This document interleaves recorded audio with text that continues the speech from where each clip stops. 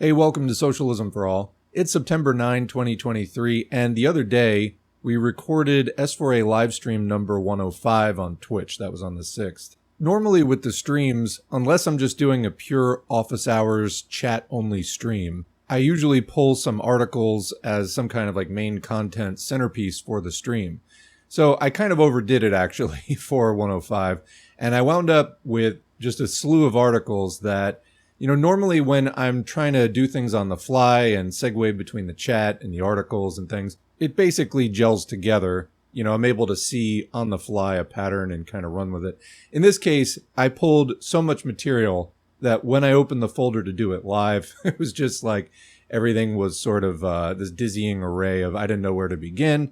And I gave a presentation which was okay, but I thought I could do it better. Hence, I basically cut that out of what I just posted on YouTube today, and I'm recording this offline supplement to take its place now. So the topic of this presentation is the post-2008 inter-crisis period is about to end.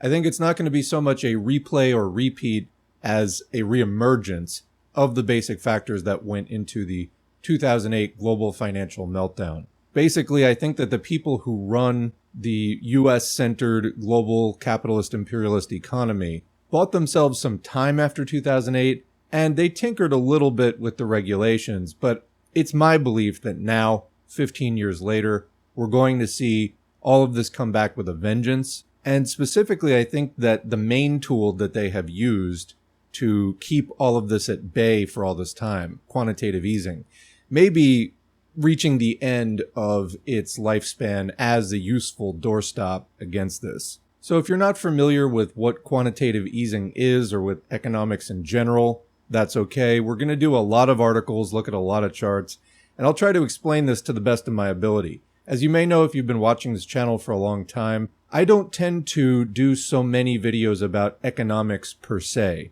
Obviously, that is an important part of Marxism. However, we tend to talk more about the political and social side of movement building and, different things like that.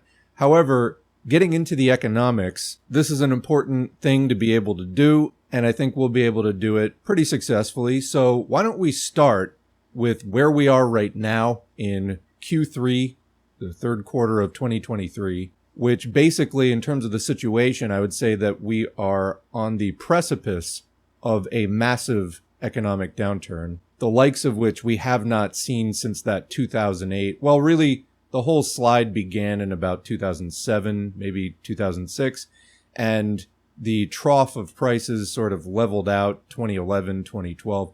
The prices have been climbing since then. The economy has, quote, been recovering since then, but basically only for the people at the top, the capitalist class who actually own capital. For the rest of us, things have been very unaffordable, and particularly in the last few years, this has reached absolute crisis levels. So that's a pretty good segue to look at housing prices, housing being a basic necessity. So here is the Case-Shiller U.S. National Home Price Index. This starts in the late 80s. You can see 88 and 90 there on the chart. And so things are pretty steady for a long period of time, that whole late 80s to late 90s period. Then you start getting a pretty significant increase, 98, 99, 2000, and then eventually you get the housing bubble of the mid-2000s, 2005, 2006, 2007, and then things start to slide. Then you get the 2008 situation where everything hit the fan. You had a credit crunch where basically no one was lending and the entire economy seized up. This wasn't just in the US because capitalism is a global system, so this rippled all throughout Europe and other places that the U.S. economy is closely integrated with. So you can see that shaded areas on this chart indicate U.S. recessions, and there's a long recession following 2008. So the prices for houses come down at this point, but they don't come down that far. I mean, even at the trough around 2012 there, the low point is really only going back to like the 2004 price levels. What's been happening since then in the past decade? They've just been climbing. So around 2017, the prices surpassed the levels in the housing bubble of 2006, 2007, and then they just went through the roof since the start of the COVID-19 pandemic, which, by the way, COVID is still spreading. The SARS-2 virus is still very much in circulation and disabling countless people every month, causing organ damage, brain damage, immune system damage. If you want to track the SARS-2 virus levels in circulation, go to biobot.io, biobot.io/data, and you can see the wastewater data. We're currently in a surge. It is mounting, so mask up, don't get infected, and don't spread the virus. But coming back to the chart here, since the pandemic, prices have gone through the roof. Unprecedented all-time highs that basically are doubling the levels of the mid-2000s housing bubble, which preceded a global economic meltdown. I believe that when this comes down again, and it will, there's plenty of delusional people who believe in the system that think we're not in a bubble and prices will just stay high forever. That just isn't how this works. It's going to crash. And I think that, again, the same basic problems that we saw in 2008 will resurface, but much, much bigger. So looking at the housing price thing from another perspective, like, okay, the prices have gone up, but let's look at affordability. So here is the house price to income ratio in the United States from the first quarter 2012 to the fourth quarter of 2022. As you can see, it's more unaffordable than ever in history. This chart only goes back 10 years, but this is the worst housing market of all time. So we need to recall as Marxists that it's our understanding, going back to Marx, that capitalism trends toward instability, that eventually it will have a final crisis from which it completely cannot recover. That's why it's a historic necessity to replace capitalism, because it has a definite lifespan. After it goes, you will just have chaos in terms of how goods and services are provided, the economy, in other words. We need stuff, we need services, and how do you actually coordinate that in society? Well, the system that currently governs that is going down. We need to replace it with something else, and if we don't, we will just be living in chaos and catastrophe in an extended way. We don't want that. So who is capable of creating a system that can replace capitalism and then go much further into the future? Well, the proletariat. In other words, the overwhelming majority of society, a class of people created by the capitalist system, which proletarianizes the population as time goes on, characterized by not owning capital, and basically the only commodity that the proletariat has to offer in a society which is based on the exchange of commodities is our labor, or labor power. So capitalism will die. Socialism is the future. The proletariat are the people who can bring socialism into existence. The way that we do that is through social revolution. And if you're not familiar with a lot of these topics, I would recommend a recent upload that we put on the channel, Reform or Revolution by Rosa Luxemburg. It's about 3 hours long, and it covers a lot of these topics in depth. So, as far as crises of capitalism, we may be in a kind of terminal stage now, where we are seeing unprecedented levels of instability in the system, greater and greater crises. Will the next crash be the final crisis?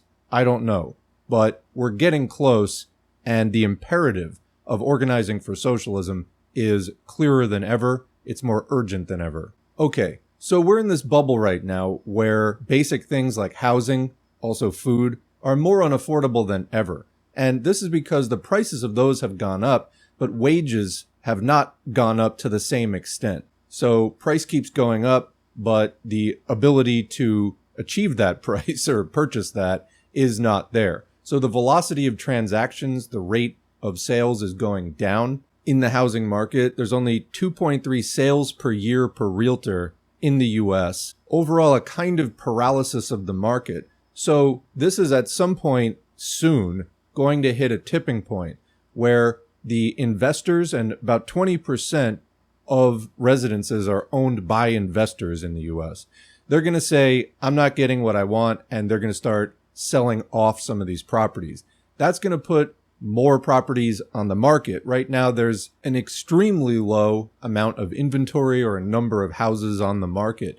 And what is there is way overpriced, with stubborn sellers refusing for a very long time to drop prices adequately in order to actually make the sale. They're just sitting there with the house on the market month after month after month. There's a number of reasons for this, from boomers who have low interest rates that they got years ago, not having a financial incentive to give up this house and then get another one. Possibly despite even a strong desire to move, they would have to switch out their low interest rate mortgage for right now. If they're getting a new mortgage, it's going to be like 7.5%. Still low by historical, like in the past few decades standards, but much higher than probably what they're paying now.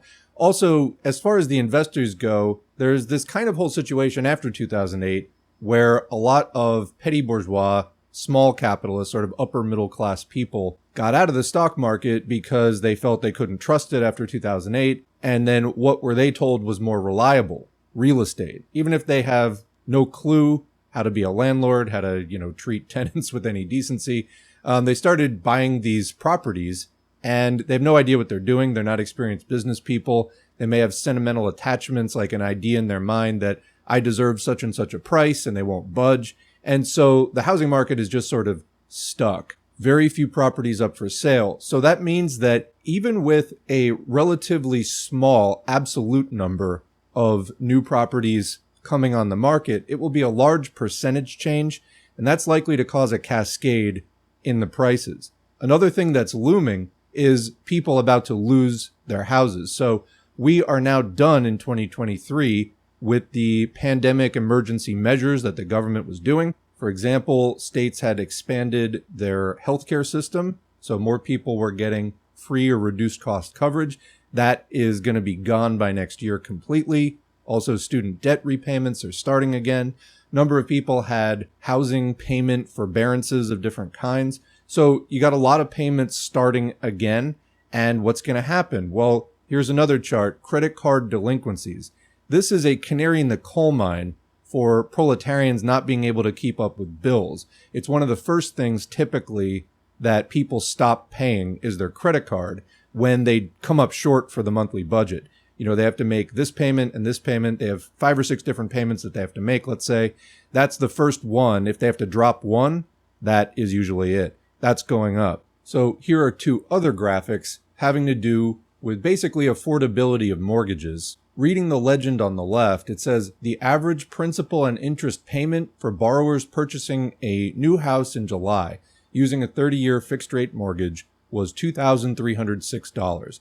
That's the highest such payment on record, up 60% or $871 over the past 2 years. And it's poised to push even higher with recent interest rate increases.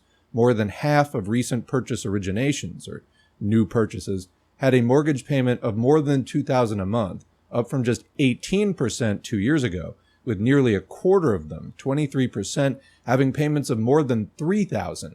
That's up from 5%. So 23% versus 5% just 2 years ago.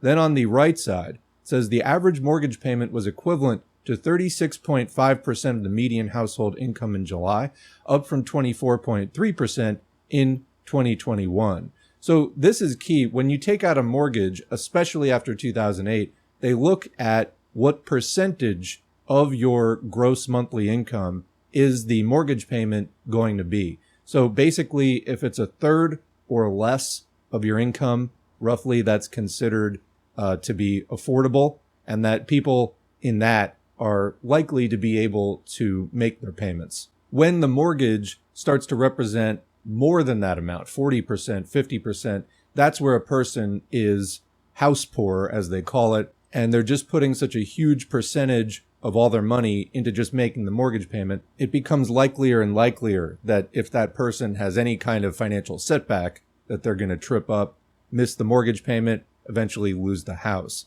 So what happens when people lose the house? Well, it goes back on the market. And if you get a lot of that at the same time, like let's say a few million at the same time, or, within a 6-month period, that's going to knock the prices way, way down. So no, prices are not staying high. But let's look at these charts too. We read the legend. Let's look at the charts. So on the left, this is the average monthly principal and interest payment on a 30-year fixed rate mortgage. And the green line is as percentage of median monthly household income. And then the blue solid part is the average payment. So as you can see, that has been going up dramatically in a short span of time. And as you can see on the right, the 30-year fixed rate purchase originations, 50% now, a little over 50%, have monthly payments that are more than $2,000. So that's over 50%, more than half.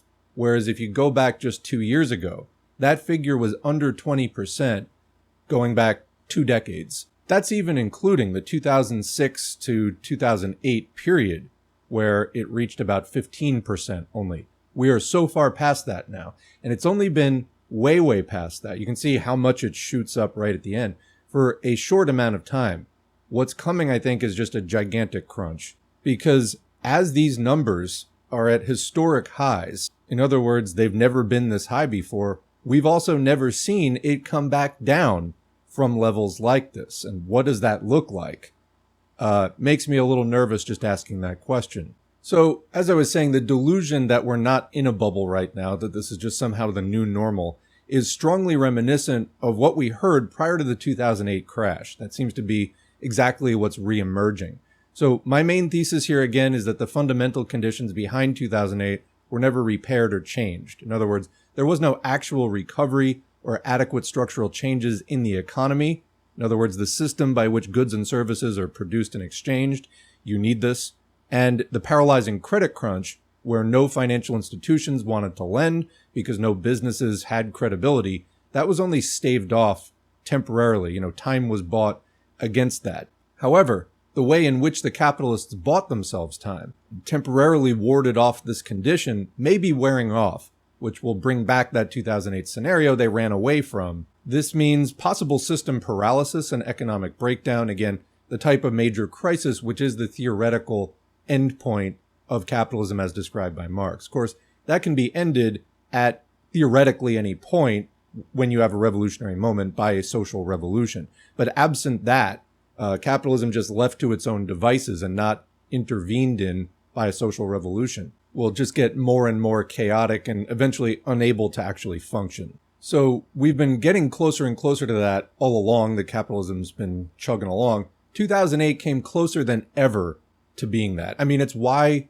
you're listening to this channel right now. It's why people in the United States started talking about capitalism again at all. In the early 90s, with the destruction of the USSR, etc., the narrative was, we're at the end of history, capitalism wins, forget this whole socialism thing. That was some weird side diversion, on with the show. And the show, 17 years later, is, having a global financial meltdown.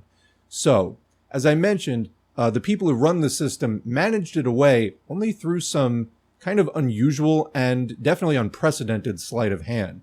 Specifically, this is where we start getting into the policy known as quantitative easing. But I'm suggesting that the effectiveness of that may be running out now, which raises the question of whether or not they have any new tricks up their sleeve to buy more time, or if time's up completely.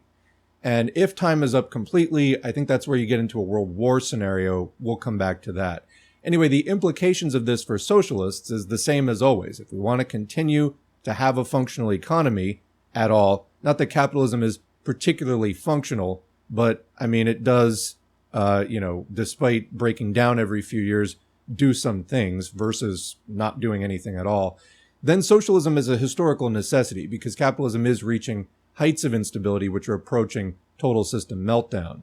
I think it's extraordinarily unlikely, given current levels of radicalization and organization of the working class, that this will be possible in, say, the next 2 years in the USA at least, but the coming crash, like 2008, is likely to throw millions of people out of work and out of their homes, which in turn will make them angry and have them asking questions. I do think that the left is stronger now than it was in 2008, 2009 by a lot, even just in terms of the kind of conversations people have been having. Like I said, just even mentioning capitalism by name and criticizing it. And then we went through Occupy in 2011, 2012, and then the 2 Bernie Sanders campaigns in 2015 through 2020. And while those had, limited successes, I think that they did move a lot of people along in terms of their understanding of capitalism and socialism and how we need to rebuild the labor movement, etc. So our job is to continue to get them to ask more and more of the right questions, gain more and more class consciousness. I think that some of that is inevitable. Definitely some people will get on the right track and they'll move toward learning socialism and getting involved in proletarian class organizations, whether they're vanguard or mass organizations, but how many will go in this direction versus getting caught up in other directions like confused class collaborationist and fascist populist appeals. How many is partly a matter of whether we can do our propaganda, agitation, and education well and help to guide people away from capitalism instead of toward it in one of the many roundabout ways that populism and fascism try to do. But before we get into that, let's take a trip back 15 years to 2008 and look at how the capitalists got out, at least temporarily, from that global financial meltdown. This means looking at quantitative easing and the notion of companies deemed too big to fail. So first, let's take a look at a basic article from Investopedia about the too big to fail concept. This will help to lay some groundwork about the stage of capitalism and imperialism, which is just another name for advanced capitalism, that we're in currently. So this is Too Big to Fail, Definition, History, and Reforms by Julie Young, Charles Potters, and Kirsten Rohr-Schmidt from March of this year. So what is too big to fail? This describes a business or business sector so ingrained in a financial system or economy that its failure would be disastrous. The government will consider bailing out a corporate entity or a market sector, such as Wall Street banks or U.S. car makers, to prevent economic disaster. So some key takeaways here. Too big to fail describes a business or sector whose collapse would cause catastrophic economic damage. 2, the U.S. government has intervened with rescue measures where that failure poses a risk to the economy. And 3, the Emergency Economic Stabilization Act of 2008, following the failure of banks during the financial crisis of 07-08, included the $700 billion Trouble Asset Relief Program, or TARP. So I should mention also, while these bailouts were occurring, because, if we let this business fail, which is what is supposed to happen in capitalism, and, used to be the case, anyway, they decided after a certain amount of consolidation that if one thing goes, it could bring the entire system down. That's basically where we're at now, and why they're doing all this really unusual stuff to intervene in the economy. While all that was happening, you may remember the buzzword of, the circa 2010 period, austerity. What was it? Shared sacrifice. In other words, the economy's doing badly. We're going to squeeze the working class. Well, no, we didn't cause this crisis. The stupid system did. The same system which exploits us on a daily basis. No, we don't want to bleed for that. Anyway, continuing. Financial institutions. A bailout of Wall Street banks and other financial institutions deemed too big to fail occurred during the global financial crisis of 2007 to 2008. Following the collapse of Lehman Brothers, Congress passed the Emergency Economic Stabilization Act, or ESA, in October 2008. The rescue measures included the $700 billion Troubled Asset Relief Program, or TARP, which authorized the U.S. government to purchase distressed assets to stabilize the financial system. So what does that mean, distressed assets? Well, they had stuff that nobody wanted to buy, and it was basically polluting the economic system. So the government stepped in, scooped it all up, gave these institutions cash in exchange, and then told them, go resume lending, carry out business as usual again. Following the assistance, regulations under the Dodd-Frank Wall Street Reform and Consumer Protection Act of 2010 were imposed on financial institutions. So what that did, it didn't do nearly enough, but it put some regulations to ostensibly prevent a situation like this from happening again. However, it's worth noting that Barney Frank was on the board of one of the banks that failed earlier this year in March or April 2023. That, by the way, is likely to keep happening with the smaller and medium-sized banks, particularly with the whole commercial real estate debacle that's going on now, but that's for another time. Continuing, important, too big to fail became a common phrase during the 2007-2008 financial crisis, which led to financial sector reform, although, again, weak reform, in the United States and globally. Bank reform. Following the bank failures in the 1920s and early 1930s, the Federal Deposit Insurance Corporation, or FDIC, was created to monitor banks, ensure customer deposits, and provide Americans with confidence that their savings would be safe. The FDIC insures individual amounts in member banks for up to $250,000 per depositor. The 21st century saw new challenges for banks, which had developed financial products and risk models that were inconceivable in the 1930s. So, for example, just to name one thing, microtransactions. This is where computers are, beyond day trading. They're trading things 1,000 times a second. we're in just a completely different world now. The 2007-2008 financial crisis exposed unknown consumer and economic risks. So the big buzzword also was derivatives. These are complicated financial products. You had people betting on bets on other bets and so on.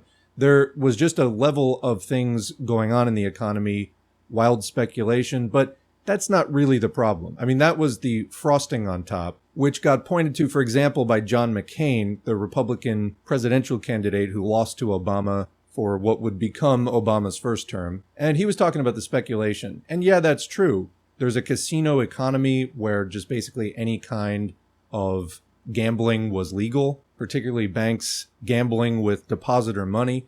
But there's other things going on underneath the surface. So mortgage-backed securities, for example, we're going to discuss those a little bit later, but basically these are lots of different mortgages bundled together into one financial product, all kinds of crazy stuff happening. But about the FDIC, this came back in the bank failures of earlier this year that I was just talking about, because the government, while saying that it wasn't a bailout, in fact was covering the losses of many depositors that should not have been covered by the FDIC insurance. In other words, they covered everything that the FDIC was supposed to cover, and then they covered a lot more for no apparent reason. Well, we know what the reason is. It's too big to fail. The idea that if one thing in this system slips, it could take it all down. In other words, here, have more money. We need to buy the system more time. So really bizarre behavior, at least if you're just going by what they say they're going to do versus what they actually do. So why are they doing it? That's the question. Let's keep going. So the Dodd-Frank Act. Passed in 2010, Dodd-Frank was created to help prevent future bailouts of the financial system. So much for that. It included new regulations regarding capital requirements, proprietary trading, and consumer lending. Dodd-Frank also imposed higher requirements for banks collectively labeled systemically important financial institutions, which is another way to say too big to fail. Global banking reform. The 2007-2008 financial crisis affected banks around the world. Global regulators also implemented reforms, with the majority of new regulations focused on, quote, too big to fail banks. Examples of systemically important financial institutions include Mizuho, the Bank of China, BNP Paribas, Deutsche Bank, and Credit Suisse. And you may remember Credit Suisse's name coming up in the bank failures back from the spring as well. Global bank regulations are led by the Basel Committee on Banking Supervision, the Bank for International Settlements, and the Financial Stability Board. Companies considered too big to fail. So banks that the U.S. Federal Reserve, or the Fed, has said could threaten the stability of the U.S. financial system include Bank of America, the Bank of New York Mellon, Citigroup, Goldman Sachs, J.P. Morgan Chase, Morgan Stanley, State Street Corporation, and Wells Fargo. Other entities that were deemed as too big to fail during the financial crisis of 2007-2008 and required government intervention were General Motors, AIG Insurance, Chrysler, Fannie Mae, Freddie Mae, and GMAC, now Ally Financial. Critique of the too big to fail theory. Numerous policies and regulations were imposed to prevent future financial disasters and curtail government intervention. The Dodd-Frank Act, passed in July 2010, requires banks to limit their risk-taking by holding larger financial reserves. In other words, they have to have more financial reserves as more of a parachute in case of something going wrong. Banks must keep a ratio of higher quality assets or capital requirements in the event of distress within the bank or the wider financial system. The Consumer Financial Protection Bureau, CFPB, addressed the subprime mortgage crisis and implemented mortgage lending practices that make it easier for consumers to understand the terms of a mortgage agreement. So what was happening here basically is lenders were giving mortgages to people they knew could not make the payment. So they would collect payments for a while, then the people would default, the bank would foreclose, and then the process would continue basically. Well, so you had a lot of really worthless mortgages or mortgages that were doomed to fail. And so how they fixed this on the back end was, okay, we will introduce regulations that restrict banks from lending to people who, probably are going to have a hard time paying these things back. Another way they could have handled that was by making housing affordable and, a guaranteed human right. Instead, they actually made it harder to qualify for a mortgage. Anyway, critics have argued that regulations harm the competitiveness of U.S. firms and contend that regulatory compliance requirements unduly burden community banks and smaller financial institutions that didn't play a role in the financial crisis. And then there's an important note. In 2018, some provisions of Dodd-Frank were loosened under President Trump. I'll never get used to saying that phrase, with the passage of the Economic Growth, Regulatory Relief, and Consumer Protection Act. Is too big to fail a new concept? This term was publicized by U.S. Representative Stuart McKinney, Republican from Connecticut, in a 1984 congressional hearing discussing the intervention of the FDIC with the Continental Illinois Bank. Although the term was previously used, it became more widely known during the global financial crisis of 2007-2008, when Wall Street received a government bailout. What protections mitigate too big to fail? Regulations have been put in place to require systematically important financial institutions to maintain adequate capital and submit to enhanced supervision and resolution regimes. After the 2008 collapse of large financial institutions, policies were enacted, including the Emergency Economic Stabilization Act of 2008, ESA, and the Dodd-Frank Wall Street Reform and Consumer Protection Act of 2010. How did the Troubled Assets Relief Program, or TARP, assist banks that were too big to fail?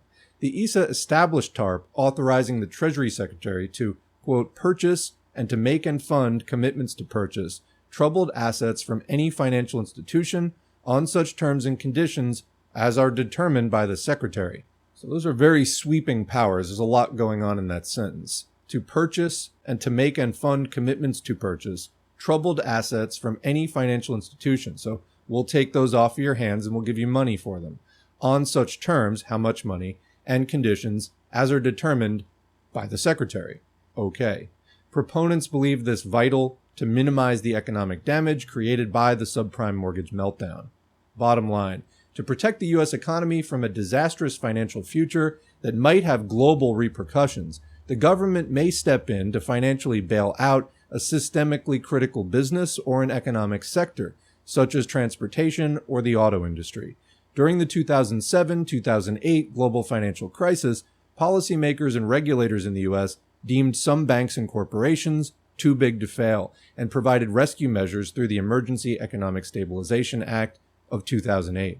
So there's your overview of 2008 and how the government has been handling that in the last 15 years, which, although there had been interventions from time to time, and the Fed would also engage in some buying as part of its normal stabilization management practices, this was really unprecedented. We're going to get to that in a second. First, I want to point out, though, on the subject of too big to fail, before we get to the new things the Fed has been doing in the last decade and a half, let's look at consolidation, because I mention often on the channel that it's a tendency with capitalism over time to consolidate. So Lenin talks about this in Imperialism, the Highest Age of Capitalism, where he talks about monopolies forming, gigantic trusts, the emergence of the military-industrial complex. So we're well into that stage now, almost going on into the next stage, death of the system. But looking at consolidation, how do things become too big to fail? Well, here's a flowchart of banks. This chart runs from 1990 to 2009. On the left side, you have all these different banks: Travelers Group, Citicorp, European American Bank, Banamex, and eventually by 2009, basically, less than 20 years later, these had all become Citigroup.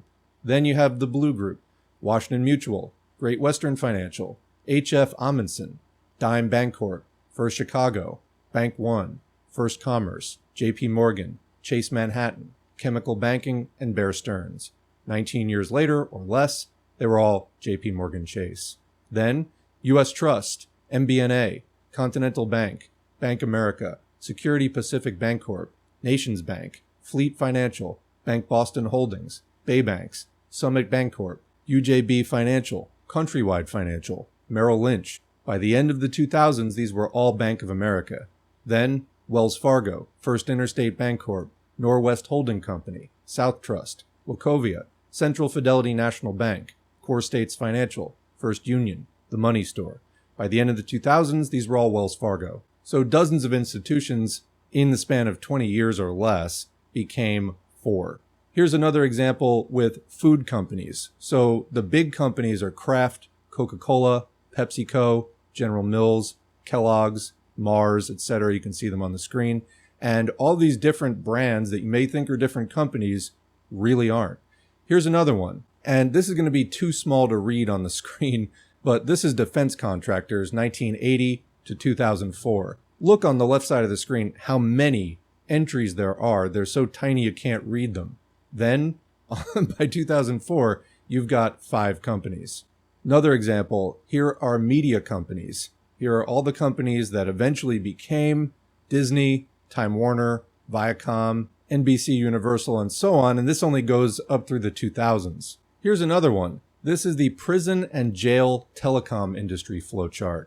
So look at all of the companies listed on the left side, including, if you dig down into some of these, there's one example where there are 8 unknown companies because the names are not available in the company history. But you've got dozens, and eventually these become 2, GTL and Securus. And look at that chart as well. What happens near the end point for GTL? Purchased by Goldman Sachs and Veritas for $345 million. And then also another timeline purchased by American Securities for $1 billion. One more example, seed industry. Okay, you might not interface with that yourself unless you're working in the agriculture industry somewhere. But basically, here's a chart from 1996 to 2013, where you've got seed companies in blue, chemical companies in red, and other companies in green. And then the lines show full or partial ownership. So basically, there are just a few very large companies, Monsanto, Syngenta, DuPont, Dow, Bayer, and a few others controlling dozens and dozens of other companies in the seed industry. But what do you notice? The biggest ones are chemical companies. Why? Because they own the pesticides. If you are familiar at all with genetically modified organisms, one of the main modifications that is genetically made to the seeds is resistance to herbicides. So you use some kind of weed killer like Roundup. Normally that would kill the weeds, but it would also kill the crop. But then they genetically modify the crop so that it can have all this poison dumped on it and it won't die. Net effect, a lot more herbicide gets dumped into the environment, but that's why you have chemical companies like DuPont and Dow involved in seeds to this extent. But in any case, another example of enormous consolidation. We are no longer in the Wild West days of the 19th century or even early 20th century where, anybody could just have an idea and there was so much room for innovation and this and that. Again, go back to Reform or Revolution by Luxemburg. She talks about how the petty bourgeoisie, smaller capitalists, are always going to have a role in capitalism. They both innovate in new industries that there's currently not production going on at all. They come up with new types of products and things that existing established capitalists aren't dealing in. And sometimes the capitalists buy them out and that gets incorporated into the system. And then that petty capitalist ceases to exist as such, although they get a payout. And they also sometimes innovate new production methods, although that may be going the way of the dinosaur with AI, which is going to change a lot in production. But anyway, there has always been a role of the petty bourgeoisie and will continue to be as long as capitalism exists. However, the life cycle of the petty bourgeois small capitalist gets more and more precarious and short-lived, more like a fruit fly, as time goes on, and these giant monopoly consolidated, just gargantuan behemoths, they just dominate everything. There's really no room for any smaller players in the market. So again, too big to fail in practice when there's only, 2 companies, and you want to have consistent, steady provision of goods and services. Well, those are the companies you've got. There's no time to build another one. So I guess that company just has to be bailed out or whatever it is. So this is the kind of situation capitalism has gotten itself into at this point. All right, that said, let's look at the major method, quantitative easing. We're going to look at some charts and read some articles. This was initially touted, by the way, as a temporary measure, but it's been going on now for many years, and there doesn't seem to be any way out of it, which is partly where this video is coming from, of how do we get out of this situation? Will just more quantitative easing save the system? If not, they're going to have to turn to some really unpleasant things. We'll talk about that later. So, on quantitative easing, the Central Bank of the U.S., or the Fed, the Federal Reserve, is basically tasked with trying to stabilize the money system, and they do this by intervening in a number of ways, some of which historically has included buying assets to sort of tinker with rates and try to balance out fluctuations to some extent. As you can see, though, after 2008, this exploded. This is a chart of total assets of the Federal Reserve, 1913 through 2020. We'll get to the 2020 to 2023 part in just a minute, but this is up to 2020. As you can see, after 2008, this exploded, and it went to completely unprecedented levels in order to save capitalism. And it hasn't come down since, nor, I think, can it come back down without the crash coming back, but we'll get to that later. As part of the quantitative easing policies, the types of assets that the Fed can buy were expanded to include things like corporate bonds and mortgage-backed securities, and of course the amounts that they were buying went off the charts, both absolutely and in terms of percent of GDP, as you can see on the screen. But after 2020, they did another round of quantitative easing, which brought the total up to about $9 trillion. As you can see on this chart, which shows 2004 to 2022, their assets are 9 times roughly the previous amount, and all of this is happening within, a less than 15-year period. I think it's interesting to note also that they were letting the balance sheet go down a little bit in 2022. As you can see, then it went back up, now it's going back down. If we go back to the National Home Price Index, you can see that there's kind of a similar pattern, although it hasn't come back down yet on this chart.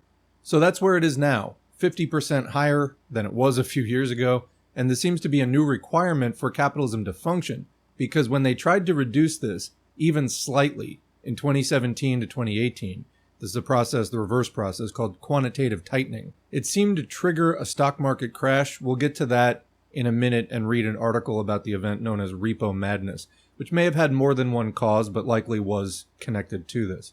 But first, let's go deeper into the basics of quantitative easing, what it is, and how it has changed the landscape of end-stage capitalism and imperialism. So here's our first article. This is from Business Insider. Quantitative Easing Explained, How This Monetary Policy Affects You and Your Money. It's from last June. Quantitative easing is a type of non-traditional monetary policy in which a central bank buys a large number of securities to stimulate the economy. When QE works well, the increase in the money supply encourages lending, lowers interest rates, and results in economic growth. Critics believe that prolonged QE can cause dramatic inflation without growth, which is also known as stagflation, stagnation and inflation. Quantitative easing is a type of unconventional monetary policy in which a nation's central bank, such as the Federal Reserve, attempts to boost the economy by purchasing a large number of long-term securities in the open market in order to increase the money supply and encourage lending and investment. Quote, prior to the financial crisis of 2008, the Fed implemented monetary policy by doing small, daily, open market operations to ensure that the federal funds rate traded near its target level, says William English, professor at the Yale School of Management and former head of the Fed's Monetary Affairs Division. Quote, those operations were small and often temporary. QE is different, influencing longer-term yields, and the size of QE operations is also much larger, unquote. Assets purchased by the central bank include mostly long-term treasury bonds and agency mortgage-backed securities, or MBS, issued by Ginnie Mae, Fannie Mae, or Freddie Mac. QE next appeared from 2001 to 2006, when the Bank of Japan used this policy to stimulate its stagnant economy. After the Great Recession, 2007 to 2009, the United States, United Kingdom, and members of the European Union adopted a form of QE since their short-term interest rates were already near zero. So this is a crucial thing. You may have heard in the news right now that the Fed has been raising interest rates. What this means is it's more expensive, the interest rate is higher, to take out a loan. So borrowing, financing, whatever you're doing, getting a loan for that, becomes more expensive. You have to pay a higher percentage on it. Well, what happened after the 2008 global financial meltdown is they already cut rates as low as you could possibly go. So it was as cheap as possible, effectively, to take a loan out. The interest rates were very low. But still, that wasn't enough. So they had to literally just start handing money out. It was like, here, take it. Lend this money to people, or the entire economy is just going to stay seized up and, there'll just be societal breakdown. But the reverse right now, we're going to read an article in a few minutes about quantitative tightening in 2022. Recall that asset sheet did start to drop a little bit in 2022. So they were trying to reel some of this back in, and they're also raising interest rates again now to try to curb inflation, as they say. But is this going to trigger a huge crash? It already seems to be setting a crash in motion, and they've barely done anything. Interest rates are still historically low. They may be a little higher than they were a few years ago, but they're still historically low. This shouldn't be triggering a gigantic crash, but that's the situation we're in. Continuing.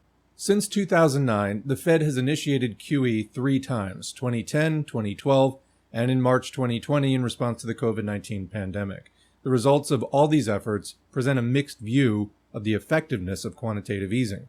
So they have here the pros and cons. The pros: it can encourage borrowing and spending, although that's assuming that the banks that get the money actually do lend it out, because they technically could hoard it. Also can boost stock prices and increase economic growth.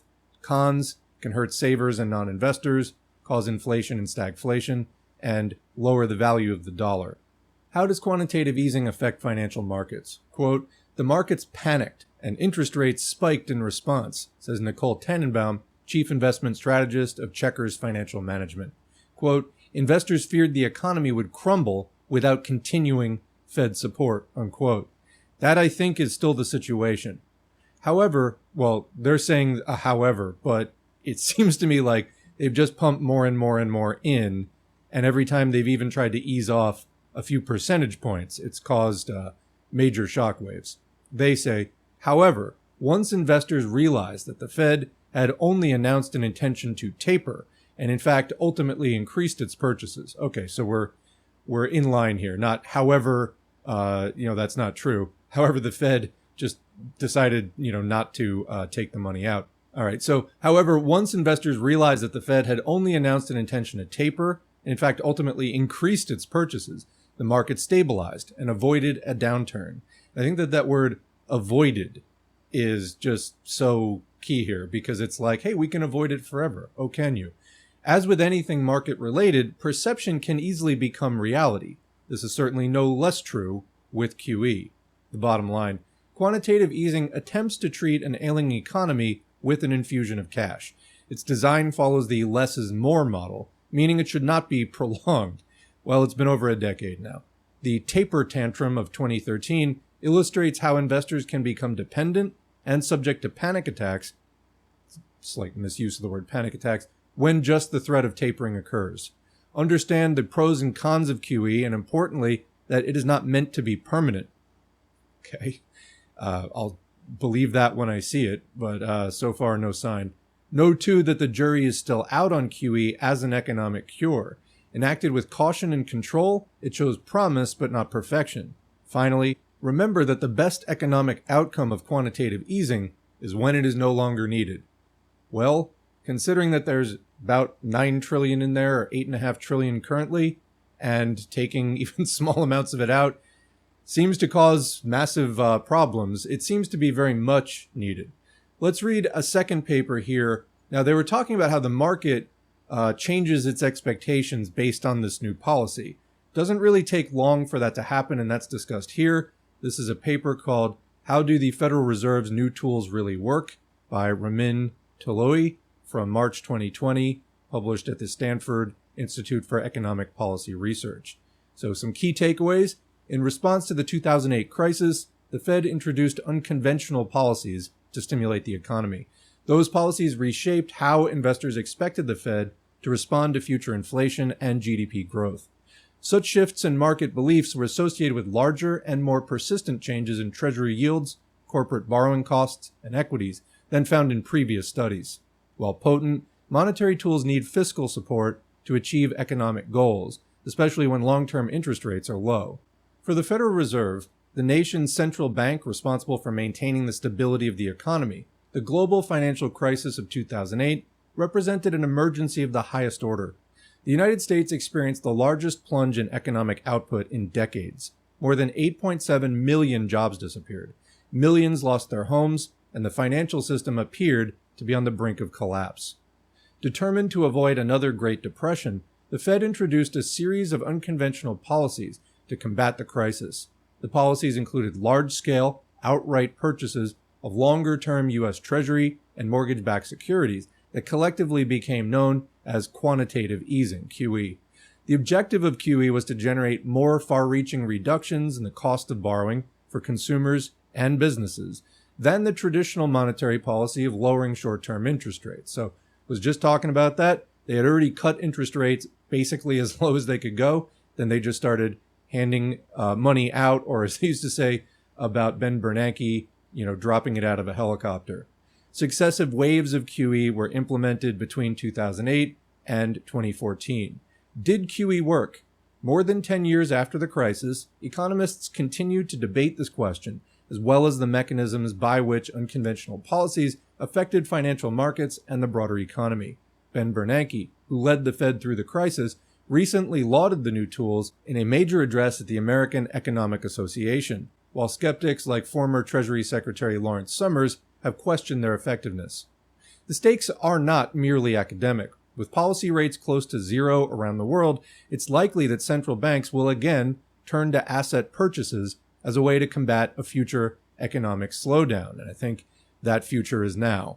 Coronavirus fears and recent volatility in financial markets have brought renewed attention to the efficacy of central bank policies. My research, outlined in this policy brief, concludes that the effect of unconventional policies on financial markets was larger and more pervasive than previously identified. My analysis finds evidence that the policies fundamentally reshaped investor expectations about how the Fed would react to future economic data. These shifts in market expectations were in turn associated with large and persistent changes in U.S. Treasury yields, corporate borrowing costs, and equity valuations that provided support to the economy. While monetary tools were powerful, the post-crisis period also shows that fiscal policy should be used to provide more aggressive and sustained support for economic recovery. This is especially true in the current environment where long-term interest rates are already extremely low, giving less room for even unconventional monetary policies to operate. What is quantitative easing? With the interest rate near zero by the end of 2008, Fed policymakers feared the central bank's standard tool of lowering short-term rates to encourage borrowing and spending wouldn't be enough to pull the economy out of the spiraling crisis. More needed to be done to halt the economic slide and support a fragile recovery.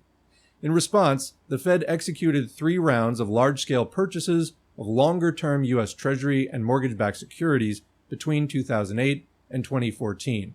You can see figure 1 right there, demonstrating QE1, QE2, QE3, and then since 2020 we've had QE4 as well. These 3 waves, which became known as QE1, QE2, and QE3, pushed up the Fed's asset holdings from around $900 billion to approximately $4.5 trillion, injecting massive amounts of cash into the financial system in the process. The Fed also shifted the composition of some of its holdings by selling shorter-term Treasury securities and buying longer-term Treasury securities in a program known as Operation Twist. At the same time, the Federal Reserve also took unprecedented steps to communicate the path that Fed policymakers expected interest rates to take in the future. This forward guidance was intended to reassure the public and financial markets that monetary stimulus would stay in place as long as needed. So this is unusual for them to be telling people in advance. So great, so deep was the crisis of confidence here, and so much do they need to calm people down, that rather than just doing things willy-nilly, they were telling them in advance what their policy was going to be, so that was new. The prevailing theory behind QE was that the Fed's large-scale purchases would drive up the prices of the securities it was buying, specifically long-term Treasury and mortgage-backed bonds. Because bond prices move in the opposite direction of bond yields, Fed policies would thereby push down key longer-term yields in the financial system on which many other lending rates are based. In addition, Some economists argued the large injection of cash into the financial system produced by the Fed purchases would percolate into other assets, like corporate bonds and other instruments, making it easier for companies and households to borrow money more cheaply. This effect was known as the portfolio rebalancing channel of QE. The bulk of economic research has indeed found that quantitative easing does appear to have reduced long-term bond yields. A review of such studies found that the Fed's asset purchases reduced the 10-year Treasury yield by an average of roughly 1 percentage point. Most of this effect was attributed to the first round of quantitative easing, QE1, while many researchers found a diminished effectiveness for later rounds, QE2 and QE3. What will the Fed do next? That's the trillion-dollar question. Well, we know what it did next, having the benefit of living 3.5 years in the future, but let's continue. My research suggests that this conventional wisdom substantially underestimates the effect of quantitative easing and other Fed policy innovations. To see how, we need to examine the role that these policies played in changing investor expectations about future monetary policy. The job of the Federal Reserve is to stabilize the path of unemployment and inflation. When the economy sags, meaning high unemployment, falling inflation, which we're entering into now, the Fed cuts interest rates to encourage households and business to spend more and thereby get people back to work. When the economy heats up, meaning low unemployment, rising inflation, as we had like a couple of years ago, the Fed's job is to tighten monetary conditions to prevent inflation from getting out of control. So that's exactly what they've been doing this year with raising rates. They're holding steady now, but they just raised them significantly. Keep in mind, though, there's still like $8.5 trillion in assets on the books, but they did raise the rates, and that is having significant effects. The Fed's role in this regard has been alternately described as, quote, leaning against the wind, or taking the punch bowl away just as the party's getting going. Economists encode these principles in a quantitative formula called the Taylor Rule, originally proposed by Stanford economist and senior fellow at the institution that published this article, John Taylor. The rule calibrates how a central bank changes interest rates in response to two factors. One, the inflation rate, and two, how far the economy is from its full employment potential. The specific numbers in the Taylor Rule reflect just how aggressively the central bank sets interest rates in response to different combinations of inflation and economic growth. Depending on the specific values of those parameters, a central bank might be categorized as more dovish, reacting less forcefully to inflation, thus willing to accept higher inflation in return for faster growth, or more hawkish, meaning more aggressive in confronting inflation, even if it means slower growth. Economists have long used the Taylor Rule to characterize how central banks behave, as well as to prescribe how they should behave. Until now, however, economists have never before used the Taylor Rule to measure something equally consequential. How do markets believe central banks will behave in the future? How people perceive the Fed's orientation can have profound effects on economic behavior. For example, if people believe that the central bank will do whatever it takes to jumpstart economic growth, businesses and consumers may become more willing to invest and spend, thereby increasing the chances of economic recovery. Beliefs about what the Fed will do in the future also have far-reaching consequences for decisions made in financial markets. If investors believe that the Fed will pursue a more dovish policy, one that keeps interest rates low, even if inflation accelerates, that is likely to make riskier assets that benefit from faster economic growth more attractive. And when investors are more willing to buy corporate bonds, for example, that makes it easier for companies to borrow money and fund physical investments that boost economic activity, or can boost economic activity. Money talks. How quantitative easing reshaped market expectations. By combining the Taylor Rule framework with financial market data reflecting investor expectations, we can distill a rigorous measure of what the market implicitly believes the future policy reaction function of the Federal Reserve will be. Figure 2, shown on the screen there, shows an example from 2010. The dots map out the relationship that the market expected between future inflation on the horizontal axis and future short-term interest rates on the vertical axis for a series of days during the summer and autumn, that's blue and red respectively, of 2010. Each group of dots exhibits a distinctive pattern. Lower inflation corresponds to lower interest rates, exactly as predicted by the Taylor Rule. But notice the apparent break between each group of points. The red points seem to have suddenly shifted lower than the blue points. For instance, where the market had previously expected 2% future inflation to correspond to a 2.5% short-term interest rate, by autumn, the market expected that same 2% future inflation to correspond to a short-term interest rate closer to 1.75%. The market seems to have shifted its expectation of future Fed behavior to be more dovish, the lower interest rate for any given rate of inflation. This is no accident. At the end of August 2010, Bernanke gave a prominent speech as the Fed's chair, indicating that the central bank was prepared to undertake a second round of asset purchases that would become QE2. Although the speech did not make any new commitments about the Fed's interest rate policy, it coincided with a distinctive shift in market expectations about how the Fed would conduct its monetary policy in the future. It turns out that this pattern occurred systematically as the Fed announced and withdrew its unconventional policies between 2010 and 2018. Policy announcements indicating new asset purchases were accompanied by dovish shifts in the market's expectation of the future Fed policy reaction function. In contrast, announcements indicating that those policies would be withdrawn were associated with hawkish shifts in market expectations for the reaction function. Quantifying the impact of unconventional policies. The impact of Fed unconventional policy announcements on expectations for monetary policy is illustrated in Figure 3, which will be on the next screen. It shows the cumulative shifts in the market expected Taylor rule, calculated using financial data on expected future interest rates, future expected inflation, and measures of corporate credit risk that are correlated with the economy's expected distance from full employment potential, basically maximum economic activity. Specialized statistical techniques used to identify the timing of, quote, structural breaks in the Taylor rule parameters find the dates of those shifts regularly occurred in proximity to changes in Fed unconventional policy. So there's that figure there about how they changed.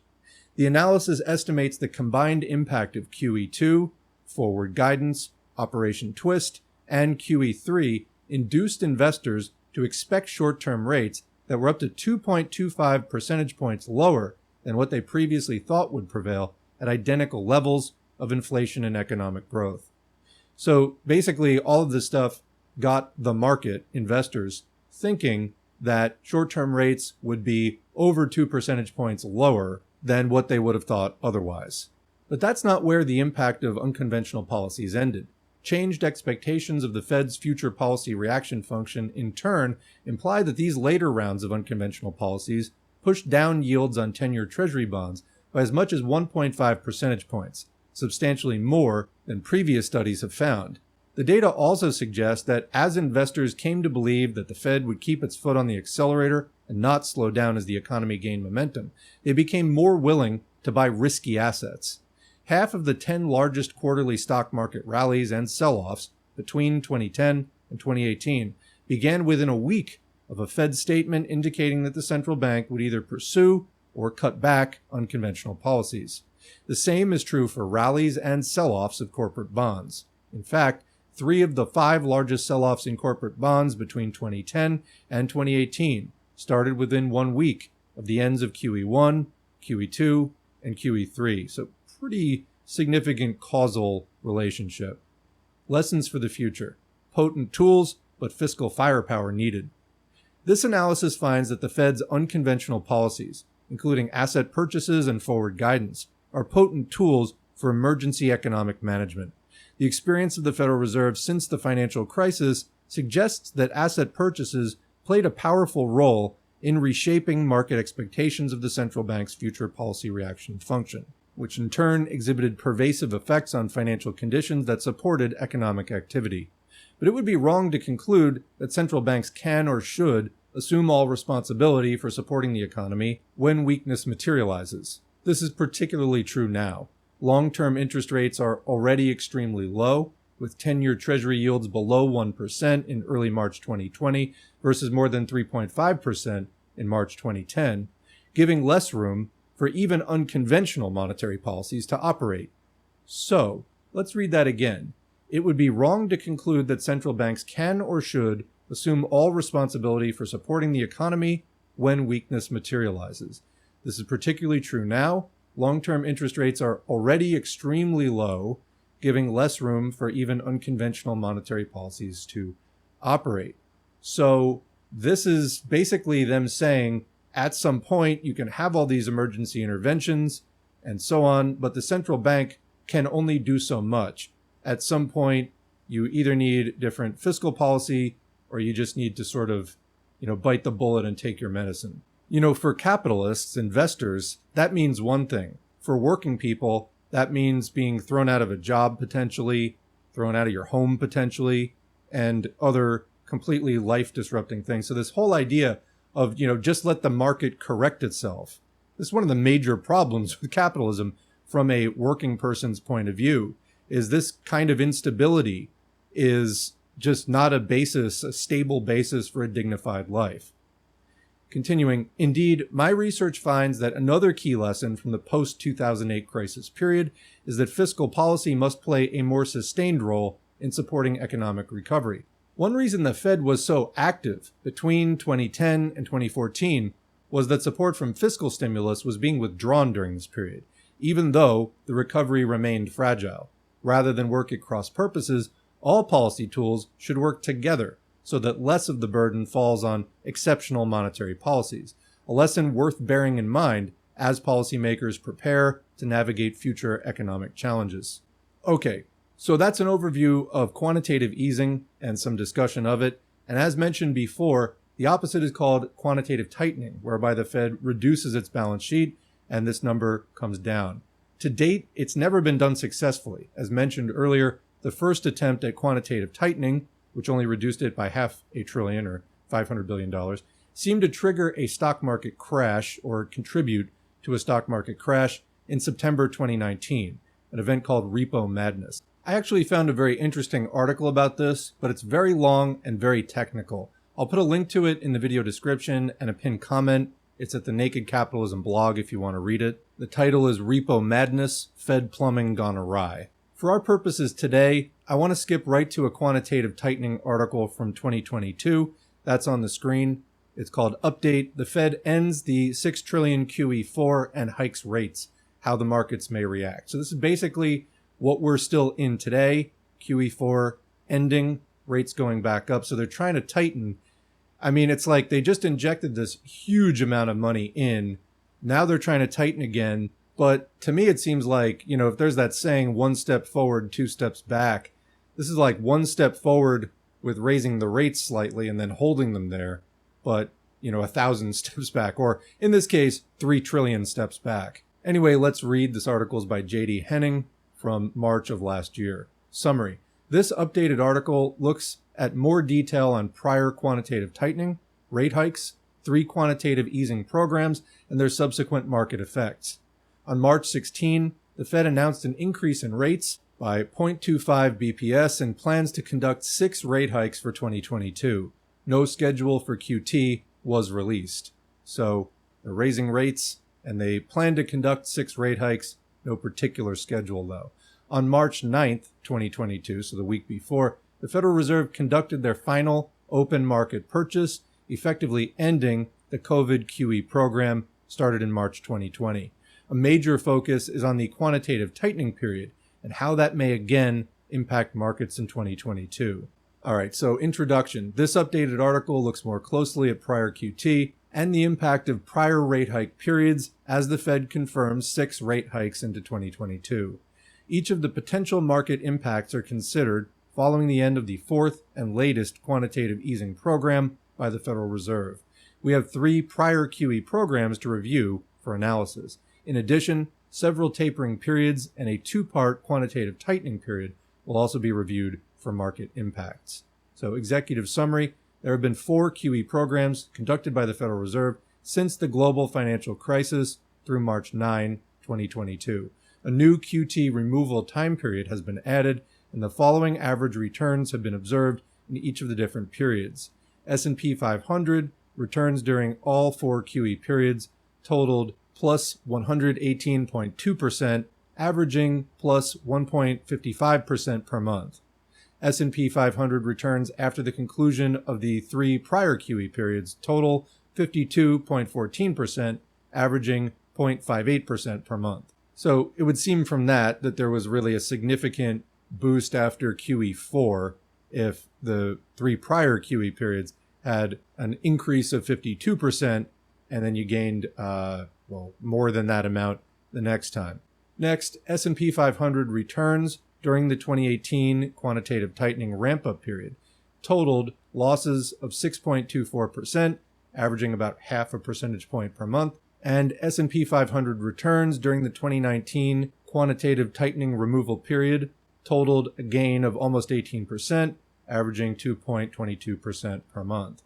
We can estimate that the Federal Reserve's quantitative easing has provided market benefits that exceed both the periods without quantitative easing as well as returns in the quantitative tightening period.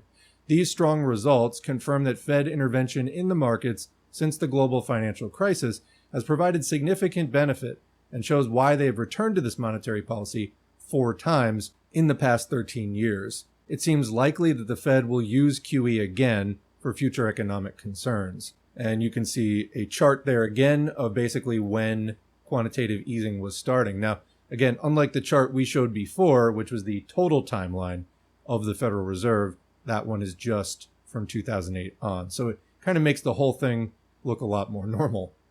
Many other factors have certainly contributed to market performance since 2008, but for simplicity of analysis, this review paints a broad stroke on Fed intervention and does not consider all possible factors that have impacted the markets during these periods. Analysis. There have been 4 quantitative easing programs conducted by the Federal Reserve from the global financial crisis in 2008 through March 2022. The Fed operates QE by purchasing treasuries, mortgage-backed securities, and agency debt.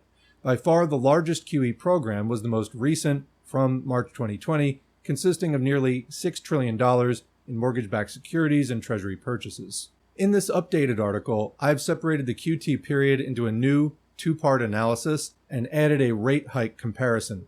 The first part of the tightening period covers from January to December 2018, when the Fed continued to ramp at the highest asset reduction levels simultaneously while increasing rate hikes. The second part of the QT periods covers from January to August 2019, after the Fed abruptly halted rate hikes in December 2018 at market lows. The second QT period also marked the start of reduction and removal of the balance sheet tightening phase that had been ramping up throughout 2018. Fed fund rate hikes. In the last rate hike regime, the Federal Reserve hiked rates 9 consecutive times from 2015 before halting at the market lows on December 19, 2018. On March 16, the Fed announced 6 rate hikes for 2022, raising the number from the previously mentioned possible 3 rate hikes. This 2022 proposal appears to be the most aggressive rate hike schedule in decades. 2017 and 2018 saw at most 4 out of the 9 prior rate hikes, as partially illustrated below. There's a chart. The correlation between rate hikes and S&P 500 returns indicates that it is not the number of hikes that impacts the market as much as it is the level of interest rates that suddenly trigger outflows from the market to other securities like bonds. As you can see on the chart above, there was no adverse market reaction until the Fed funds rate was hiked above 2%. This is only one sample to consider, but it may give us a reliable benchmark to judge the risk levels in the coming months. With 6 proposed rate hikes in the remaining 9 months of the year, a similar adverse market reaction could be triggered by the end of the year. The key missing factor is any details from the Fed on when the quantitative tightening will begin and the schedule of monthly asset reductions. Next, we will look at the S&P 500 performance during each of these periods, as well as the time in between each of these accommodative periods of easing. The purpose is to provide a general forecast of what we might expect now that QE4 has ended and what may occur whenever the next quantitative tightening period begins. The largest average monthly returns for the S&P 500 occurred during accommodative Fed programs of QE and during the QT removal period. The QT removal period saw the largest interest rate reductions by the Fed and also much less tightening each month until no liquidity was being drained by the Fed. It's also noteworthy among the easing programs that QE4 was by far the largest program and corresponds with the highest monthly S&P 500 average returns. Similarly, QE1 and QE3 were of near equal levels of Fed intervention and both larger than QE2 and both also reflected higher S&P 500 returns than those during QE2. In all cases after each QE program ended, the S&P 500 returns remained positive. However, the average returns became substantially lower monthly averages than during the active QE periods. Most notably, the only negative period for the S&P 500 return was during the 2018 QT program, when the Federal Reserve began their asset normalization policy to reduce liquidity in the market and lower the Fed balance sheet. The chart below shows each of the different easing, tightening, and intervening periods, along with the 10-year Treasury price, Fed funds rate, and the S&P 500 index. In the period from December 2015 to 2018, the Fed was also increasing the Fed funds rate in 9 additional tightening measures. Similar to today, the Fed fund rate has been increased by 0.25 BPS for the first time since 2015 and may contribute additional impact on the markets. So you have another chart here that is labeled with different historical events, QE1, QE2, QE3, and the twist, Operation Twist, and the taper tantrum, the taper, the runoff, and quantitative tightening in 17 into 18, then COVID, and a new taper. Forecasting the market impact. Now that we've just entered the period after the largest QE program since 2008 has ended, what should we expect? 1. Based on all the prior intervening periods, I would expect the S&P 500 monthly average returns to become less positive from April onward. 2. I would anticipate that a Fed asset normalization policy, quantitative tightening, will be announced soon and would schedule the reduction of their balance sheet. 3. It appears that in periods after a QE program ended, the returns of the S&P 500, though lower, remained higher after the larger QE programs than the smaller ones like QE2. And 4. We have had only one quantitative tightening period to evaluate, and it corresponded to negative S&P 500 returns and very high market volatility. So, basically, when they dump a lot of cash in, the S&P 500 does great. When they inject a little less cash in, it does less great. And when they tighten, you get negative S&P 500 returns and high market volatility. And again, there's still ginormous amounts of assets on their balance sheet. They can't seem to get rid of them. They're raising rates somewhat now, and it's just like, don't look down. The guidance I'll be looking for at the next FOMC meeting on March 16th, in addition to the Fed fund rate hikes, is how much time until quantitative tightening begins.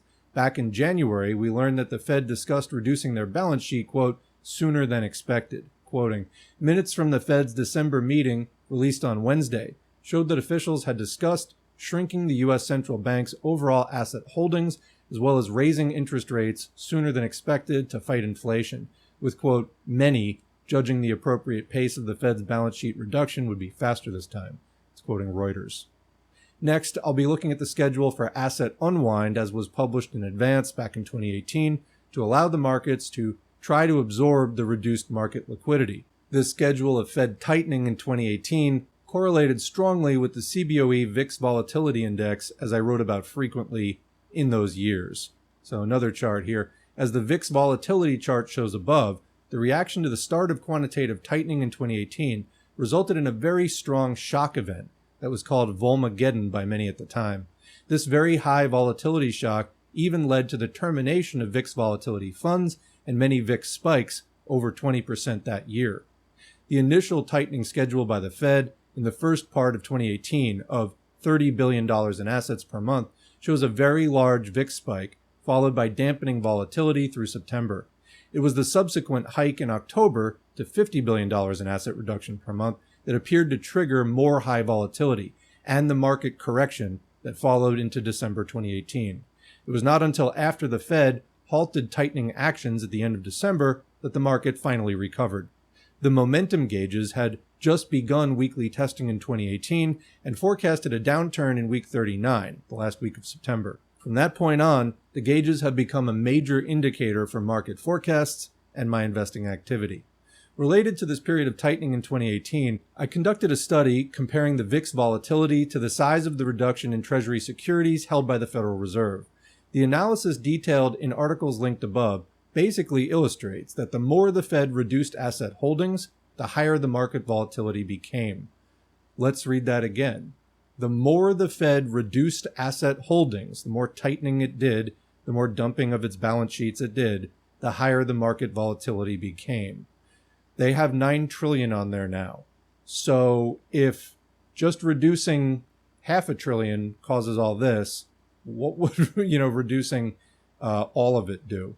Anyway, another way I found to test the likelihood that these VIX spikes and large S&P 500 moves could be directly related to the Federal Reserve tightening was to overlay 3 years of data on the FRED database related to these variables. So that's from the Federal Reserve. The seismographic looking chart above compares the daily percentage changes of the S&P 500 in red, overlaid with the percentage change of Treasury securities held by the Federal Reserve in blue.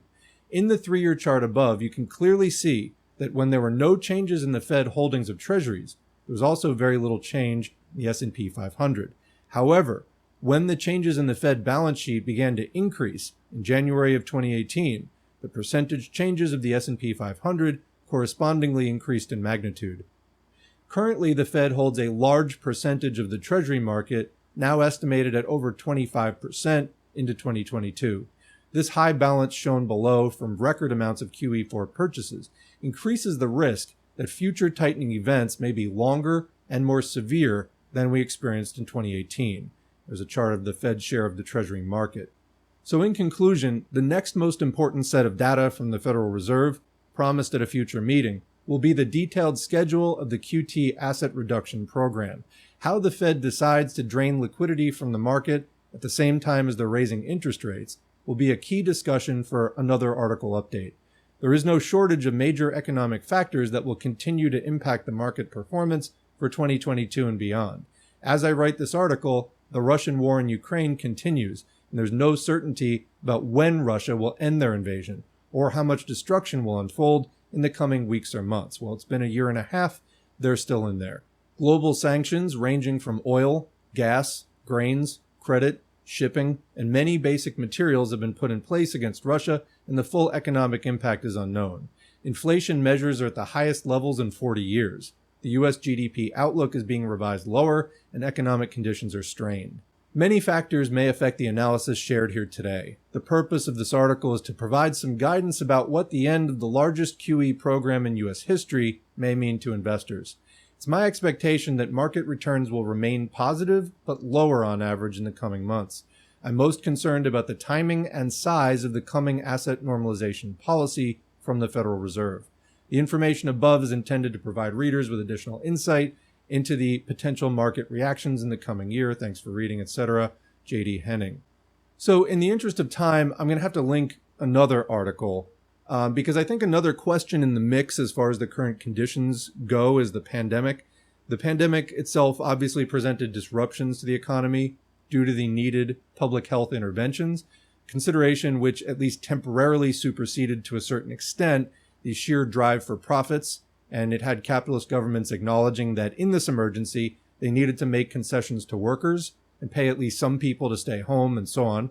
The question, though, especially since the public health interventions have been lifted, even though, again, the virus is spreading at dangerous levels, continuing to cause organ damage, mental and physical disabilities, and raising the odds of negative health outcomes in people who get infected, is to what extent this obscured or delayed economic processes, particularly a crash, which may now be resuming, which we need to be on guard for. So I will link an article I found about where the economy was at the start of the pandemic, and you can read that on your own time. So where are we now amid all this? So dropping job openings, rising unemployment, wages likely to fall, record high prices, credit card delinquencies rising, pandemic-era assistance and exceptions programs ending, student debts resuming, turmoil on the horizon. But the capitalists, with their short-term mindset, seem to think everything's fine. So many of them do.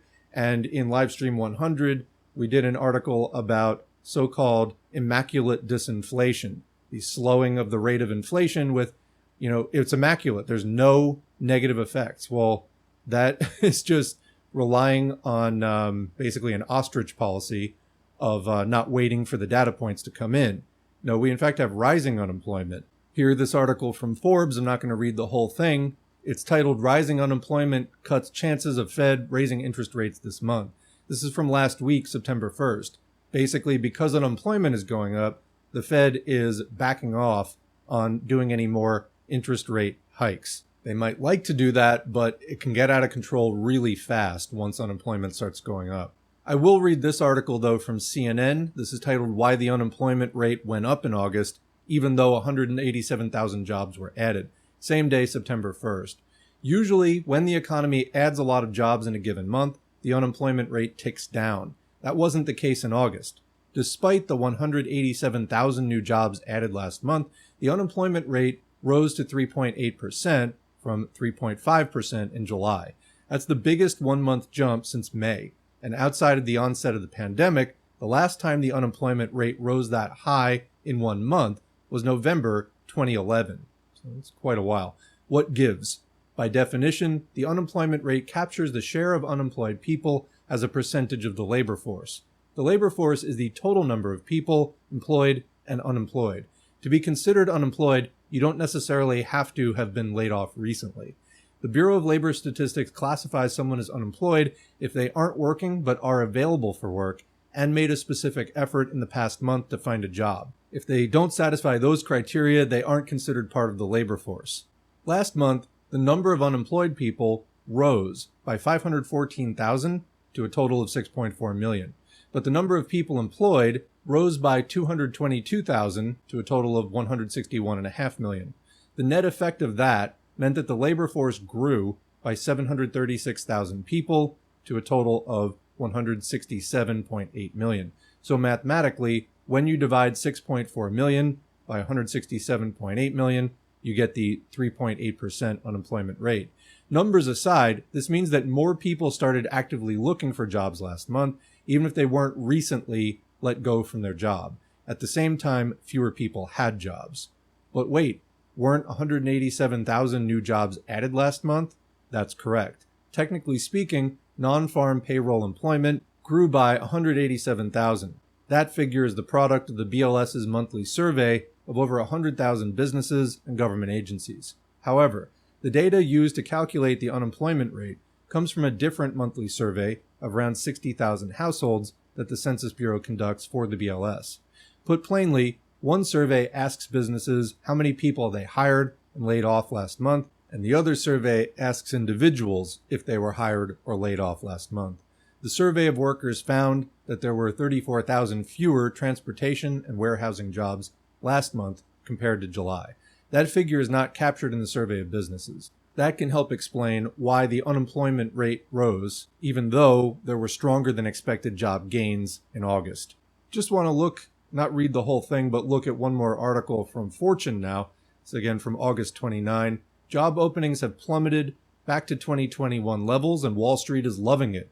Quote, the Fed's job is already done. In other words, the Fed raising interest rates. The best way to get things, quote, back to normal is by increasing unemployment. If this gets out of hand, you have a whole host of problems, but I wanted to skip to one particular thing in here. Fewer openings mean lower pay. Basically, there are fewer job openings now. So unemployment's starting to go up. The number of job openings, while still high, is coming down. Where will it stop? Again, I think this could get real slippery real quick, but the Federal Reserve will likely welcome Tuesday's data because fewer job openings and less quitting reduces pressure on employers to raise pay to find and keep workers. Pay raises are great for employees, but many companies have cited increased pay demands as reasons to raise prices, which can fuel inflation. And you know what? No, this economy just simply doesn't work for workers. Go back again to the affordability chart for housing. Housing which is a basic daily need. You need that every single day of the year. That is more unaffordable than ever, and this economy just is not working for us. Evidence that the economy is slowing, on top of a steady decline in inflation from its peak of 9.1% last June, to 3.2% last month, could prompt the Fed to skip a rate hike at its next meeting in September. Federal Reserve Chair Jerome Powell and other Fed officials have hoped that a steady drop in the number of job openings could help bring down inflation without requiring the layoffs that many economists have warned would be necessary to rein in prices. Quote, so far, job openings have declined substantially without increasing unemployment. Well, that's over now.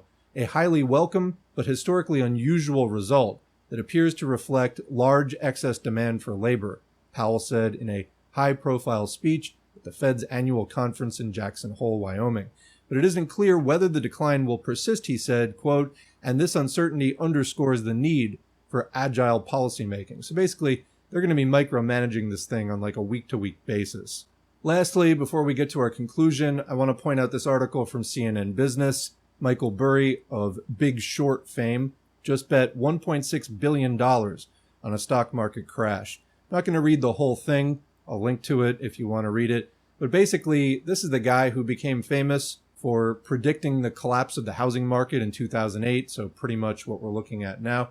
He just bet more than $1.6 billion on a Wall Street crash. Now, we don't know all the details of the financial arrangements that he just made, but it's worth noting, as the article says, Burry does have a strong investment record. Traders following the investments disclosed by his firm over the last 3 years, between May 2020, May 2023, would have made annualized returns of 56%, according to an analysis by Sure Dividend. Over the same period, the S&P 500 had annualized returns of 12%.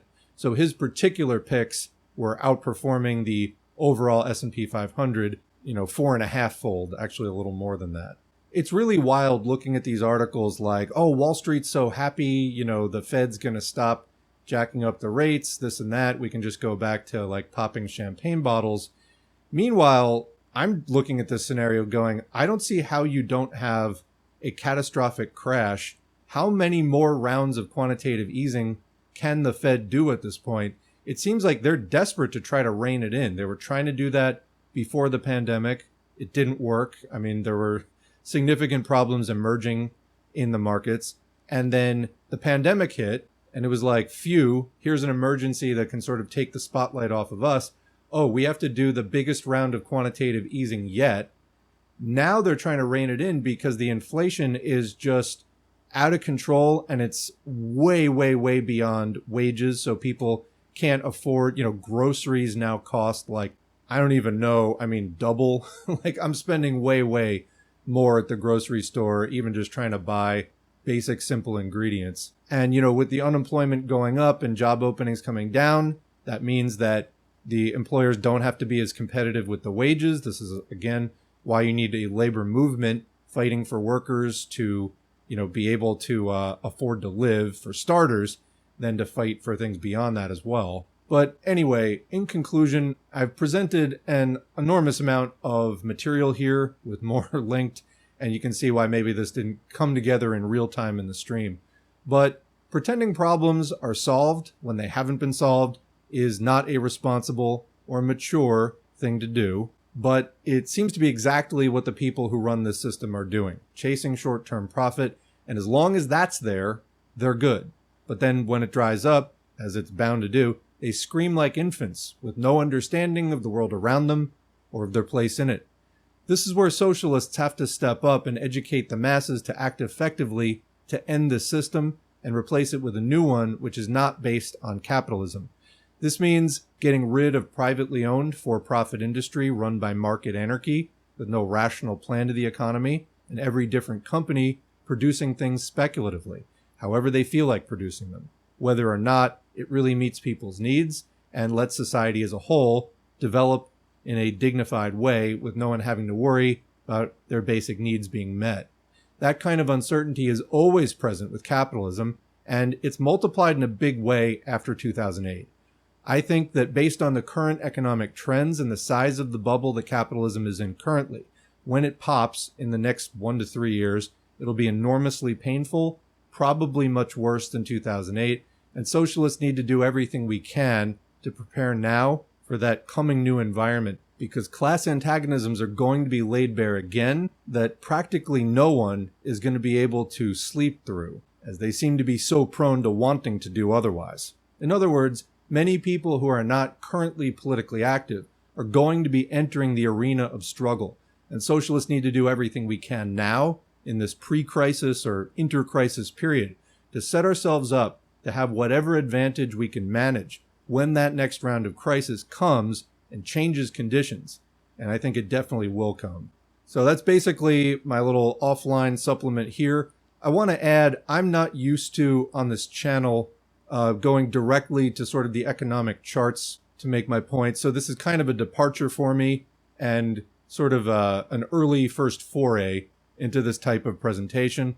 Hopefully you get the picture that I was trying to paint here. This is my first major stab at trying to present this case. I would like to hear feedback from people. What do you think should be added to this? How can it be improved? Because I do think that this is coming, and I still have major questions about it. So for example, let's say that they do reach a point where the quantitative easing, they just can't add any more.